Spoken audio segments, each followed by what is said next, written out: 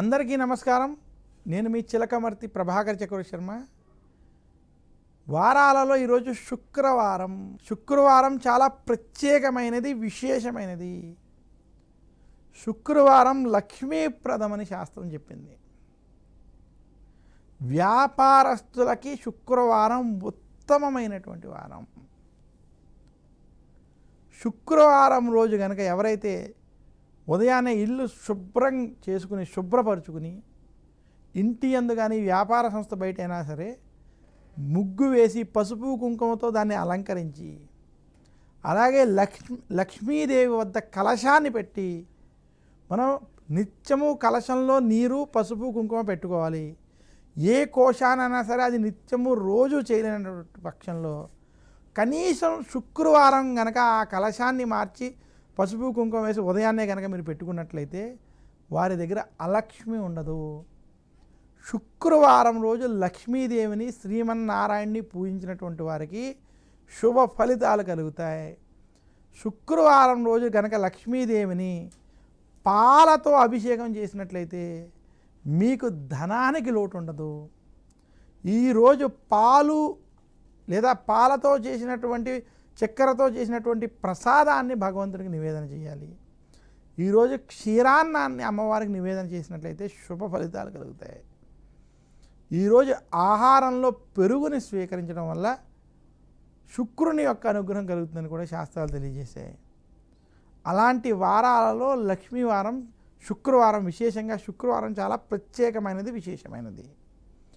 శుక్రవారం రోజు ఆచరించవలసినటువంటి నియమాల్లో ఈరోజు కనకదారా స్తోత్రం వంటి స్తోత్రాలని, లక్ష్మీ అష్టకాలని పఠించడం చాలా విశేషం. ఈరోజు శ్రీమన్నారాయణుని లక్ష్మీదేవిని పూజించినటువంటి వారికి, అలాగే విష్ణు సహస్రనామం, లలితా సహస్రనామం వంటి ఈరోజు పారాయణ చేసినటువంటి వారికి ఇంటిలో ఏ విషయానికి లోటు ఉండదు. సౌభాగ్య ప్రాప్తికి, సంతానానికి, ధన ప్రాప్తికి లక్ష్మీదేవిని శుక్రవారం పూజించడం చాలా విశేషమైనటువంటి రోజు. ఇంకా జ్యోతిష్ శాస్త్ర ప్రకారం శుక్రవారాలు ఎటువంటి శుభకార్యాన్నైనా ఆచరించుకోవచ్చు. తిథి వార నక్షత్ర యోగ కరణాలు చూసుకుని, లగ్న బలం చూసుకుని శుక్రవారం కనుక ఏ కార్యక్రమం ప్రారంభించినా అది లక్ష్మీప్రదమే అవుతుంది అని జ్యోతిష్ శాస్త్రం తెలియజేస్తుంది. ఇంకా శుక్రవారం రోజు తలస్నానం వంటివి ఆచరించుకోవచ్చు, అది ఉత్తమమైనటువంటి వారం. శుక్రవారం రోజు సౌరకర్మలు వంటివి చేసుకోవడం మంచిది అని కూడా జ్యోతిష్ శాస్త్రం తెలియజేస్తుంది. ఇన్ని విషయాలతో ముడిపడి ఉన్నటువంటి రోజు శుక్రవారం. ఇంకా శుక్రవారం ఆచరించకూడని నియమాలు. శుక్రవారం అప్పు చెయ్యకూడదు, అప్పు ఇవ్వకూడదు.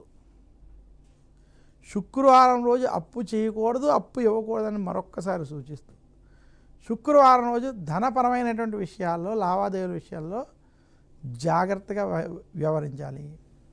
ఈరోజు లక్ష్మీ అమ్మవారిని ప్రత్యేకంగా పూజించాలి.